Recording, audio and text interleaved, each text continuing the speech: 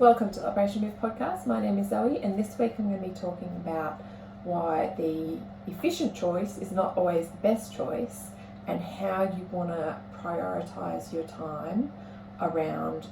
running and how that sometimes means less running to better support the foundation of your running.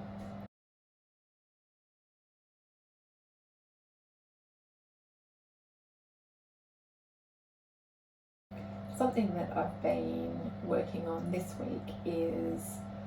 that the most efficient use of my time isn't always the best use of my time. And which for somebody who's highly organised, that can take a little while to learn. But it sort of started as actually looking at my sleep. And I was like, my preference is to get up early and do my session in the morning so that I've got as much time as possible through the day for work and everything else, because like something that I can get done in sort of like an hour and a half in the morning before like taking kids to school, if I do that during the day, it always seems to take up more time. Like if I'm doing like I did an hour and a half run, and by the time I get them to school, so to come back, have another coffee, get ready, it doesn't matter how well I'm like already dressed and prepared, there always seems to be some extra faffing that tends to happen when I get home. By the time I do that, maybe probably I think I had an extra walk at the end, really it's sort of like a 1.5 hour run is like 2 hours to 2.5 hours by the time all of that gets factored in, and then I've got probably 3 hours before I go pick them up. And so my preference is generally to not do that. But this week I was sort of looking at my sleep and I was like, with getting up so early, it hasn't been that bad. I've probably been averaging about 7.5. But to keep it that way, or to try and get closer to 8, I was like, I'm going to have to sacrifice some of those early mornings to just sleep in and then go for my run and just take the hit on that extra time during the day. And what actually ended up happening is not only was I better rested, but I enjoyed the run a lot more because I'm not running in the dark in loops with street lights, which for the most part I'm fine with, but after a while it can start to get to you. And particularly when I'm doing so much of my running early, other than on the weekend where, I can start that later on. And not everyone has the ability to run during the day, but I do. So, for me, in that sense, then the best use of my time is sleep and do a run at a time where not only can I go somewhere different because it's not dark, but I can sort of run on hills and, I can sort of get away from the, traffic and people and just be pretty trees and all the rest of it. And so that is one way where it's less efficient, but it's a lot better. And it's sort of similar with structuring the strength training a bit too in the afternoon. In theory, after I pick up the kids from school, I could do that in the afternoon, but the reality is so different to that. Again, I would tend to prefer to do that because then I can just focus on the work I have to do during the day and not do my strength training during the day, just do it in the afternoon. But in practice, what happens is I get home and they're like, Mama, please make me 5 meals in a row. Or they'll sort of be like, can you get me this one thing and then this one thing and then this one thing? Or all of a sudden there'll be some big project that they have to do, Mama, let's grow crystals or whatever it is. And that is not something that I want to feel there's any sort of tension between, really. I just want to do what they want me to do, and otherwise it can get a little bit disjointed. So also this week starting to just position that during the day rather than when they're at home, and then I can just work on whatever crazy school project they've got, or the endless stream of snacks and meals to roll them into dinner time, is all done. And that way it just makes me less stressed, because I'm less feeling like I have to sort of like squeeze a sort of like a square peg into a round hole with that. And I've sort of started to try and take a look at it as like, what is the outcome for this day that I'm looking for. So like with the run, that it was like a moderate run, but it is designed as a recovery day. So the best thing for a recovery day is A, more sleep, and B, do something that's going to feel rejuvenative, not something that's going to be a chore with in terms of sort of like getting up early and finding it difficult to run around in circles. And so that is sort of like what I take into account when I'm then looking at like how to manage things that I want to get done in the time that I want to get them done.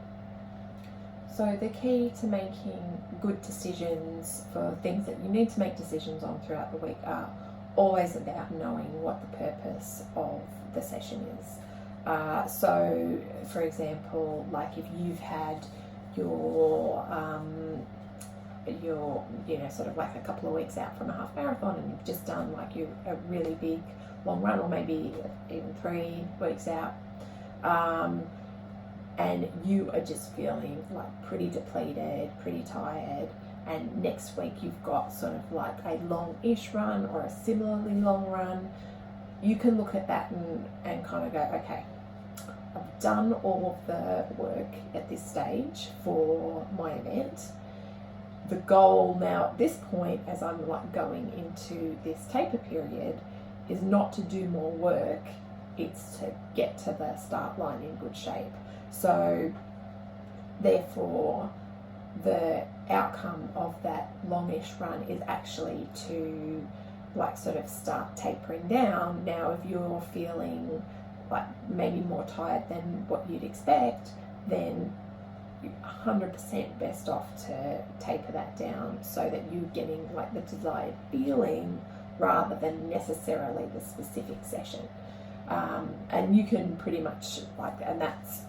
the taper period is a classic example of when you should pay attention to how you feel and a lot less to what is on the plan. Like it's a great time to have like shorter kind of workouts that will take you through some race pace stuff, but at a for much less time, so that your body can get used to it and remember, yep, this is what we're doing, but also having loads and loads of recovery, but never step away from the fact that the goal is the recovery. And similarly, like if you've got just in your general training, if you're looking at doing a long run and it's all like done at an easy pace and you're kind of going, should I be doing this all continuously, or is it okay if like I stop for like to take pictures, or is it okay if I kind of like pause and then do park run and then like pause that and then start up again? If the goal is for it to be easy, then all of that is completely fine. Whereas if you're say doing a workout, then you can look at that and go, okay, well, the desired outcome of this is that I have all of this time at this intensity. I really probably shouldn't break that up and should just do it all in one go if at all possible. And so to make that, it makes it easier, obviously, if you know what the purpose is behind the session, then it makes it easier for those choices to be made. And similarly with your week, if you've got sort of like 3 or 4 sessions through the week and you just know that it's just one of those weeks where not everything is going to get done, you can then look at the week and go, okay, like what is the goal for this week through the training? And then it makes it a lot easier to take out the things that are less of a priority for that week and just go with the things that are most important. So once you sort of like work that out, then it's a lot easier to make good decisions that are going to sort of propel you forward even in less than ideal circumstances. Also really good to keep in mind that often it is just so much easier to prioritise things for the training week and deprioritise more health related things, but it should be the other way around. It's easier to do that because, you know, like it's one run, so it's 30 minutes, it's 45 minutes, it's an hour, whatever it is, and that is in a lot of ways easier to get yourself to do than to like manage a whole lifestyle change with sleep and food and all the rest of it. And so it becomes an easy way for you to kind of like tick that off and go, well, that's done, and now I can kind of like clock off with these other things. But for the most part, taking care of those other things will have like a huge impact on the efficacy of what your training is. So oftentimes in a week, if you are if food has been something that you've been struggling with, you'd be better off like missing a run and like having some food prep. Or if you've had a super stressful week, you're better off missing a run and getting a proper sleep. And it's not sexy and it's probably a lot of the time not what you necessarily feel like doing, because you don't get that good feeling so much afterwards. But it is going to have a lot more crossover into your sessions and how things feel and longevity and consistency and all of those things that you need, rather than having an approach of like, I've got to find a way to be like so super efficient with my time that I can jam pack everything into every last millisecond of the day, and just looking at, okay, like what can I achieve, and is my sleep in an optimal enough situation that it is going to support this amount of training, and is my nutrition in an optimal enough situation that it is going to support this kind of training load. All of those things you'd want to sort of like take into account before you go into a sort of like a more is more approach, because otherwise what you're kind of risking is like you'll have like a period of high volume and high activity, and then everything will sort of tend to fall apart either health-wise or energy-wise or whatever it is. So that is also something to take a look at, because it can be really easy to underestimate just how much you need in those sort of like basic areas of sleep and nutrition to sort of like fuel like a running program, and particularly one with that is specific with workouts and everything else like that. And it's one of those things where it can be like quite surprising to people, like how much I actually eat on workout days. Like when I've got like sort of, you know, like once you have like the warm up and cool down, it's probably on big workout days, it's probably adds up to about, you know, like 2 hours, 2.5 hours, something like that. Not all at high intensity. I've probably got about like an hour at a decent level of intensity, and the rest is sort of like warm up, cool down, all that sort of stuff. But even so, you know, it's like I'm probably, by the time I get home, I would probably have had about 1,000 to 1,500 calories worth of food and fuel at that point in time, and those workouts wouldn't happen on a consistent basis if I wasn't doing that. And so if you want that sort of consistency, then it is something that you want to sort of like look at your week and go, okay, like I need to invest this time in this, and so like part of that, how I would then prioritize some of the time is going, okay, like at night I need to get ready my breakfast for the next day, and I need to sort of like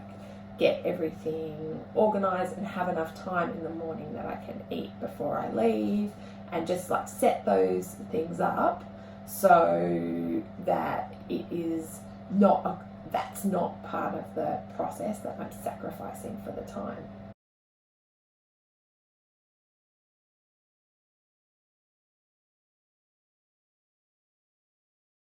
Thank you for listening to the Operation Move podcast. I will be back next week. And as always, if you have any questions at all, just let me know. I'm happy to talk about that next week. We've got, at the moment, if you sign up for the intro walking, fitness and strength program, which is free, it runs for 8 weeks. And if you sign up before the end of June, then you'll be in a perfect spot to be finishing up that just as the next Learn to Run starts. That is, you can sign up to that. There's a pinned post in the community group, which I will link up to, and you can sign up through that. You might also see a few ads running around because that is being advertised at the moment too. So yeah, that can be a great way to get some introductory exercise in, start building that habit, so you aren't starting from absolute zero when you start to Learn to Run in September.